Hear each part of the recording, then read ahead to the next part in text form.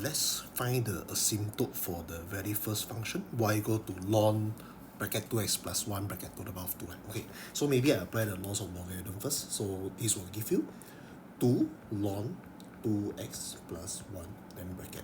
Okay, to determine the vertical asymptote, we must go back to the definition.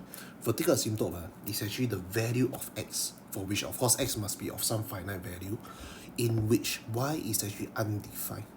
To make y to be undefined, so this whole thing right here must be equal to 0, because ln 0 will give y to be undefined. So 2x plus 1 equal to 0. So this x will be equal to negative half. So x equal to negative half is actually your vertical asymptote. So if I do the rough sketch, it will look something to be as such. So this is your vertical asymptote, x equal to negative half. Then the ln function will be something like this.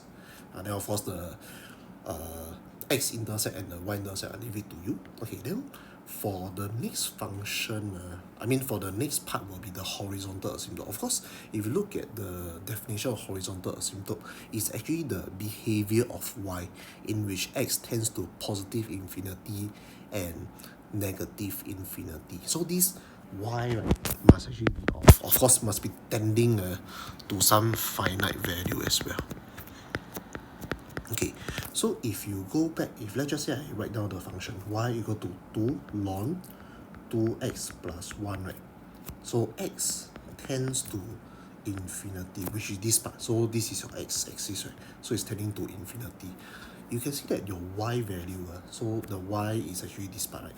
So the y is also tending to infinity. So it's not a finite value. So meaning that, there shouldn't be any asymptote for the horizontal asymptote. Okay, what about x tends to negative infinity? X tends to negative infinity is right here, which doesn't exist. Yeah, so meaning that there shouldn't be any horizontal asymptote for the ln function. Only one vertical asymptote.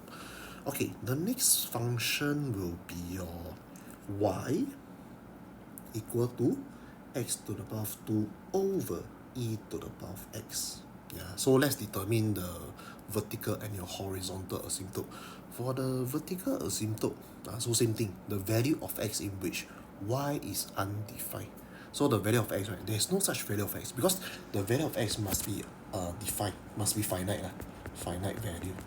So in order for y to be undefined, so let's just say, I want y to be undefined, infinity.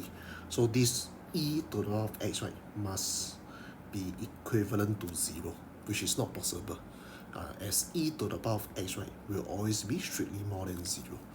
So this tells me that there is no vertical asymptote for your this function, x squared over e to the power of x. Okay, so the next part, maybe I just do a rough sketch for the function first. So this is the function using the GC to sketch, right? So it's something to be as such. So like that, then there's like a maximum point, then it's tending towards, this part. Okay, so you can see actually there might be some horizontal asymptote right here, because you can see that the graph is tending towards the x-axis there. Okay, let's use our algebra and the definition to determine the horizontal asymptote. For the horizontal asymptote, same thing, is the behavior of y. The y must be tending to some finite value in which x tends to positive infinity, negative infinity. Okay, how to actually get the thing? Very simple. So y, right, is equal to x to the power of 2 over e to the power of x. So maybe I do a bit of manipulation first. So for the numerator, I put 1 over x to the power of 3. For denominator, also put 1 over x to the power of 3. So this will give you, for the numerator, will be 1 over x. Then for the denominator is e to the power of x over x to the power of 3. I leave it as such. Okay, then I let x, of course you can see, right, for the right hand side, as x tends to positive infinity. So x tends to positive infinity using the function right here, the simplified function, 1 over infinity. This will just give you x tends to infinity. So 1 over x will be tending to 0.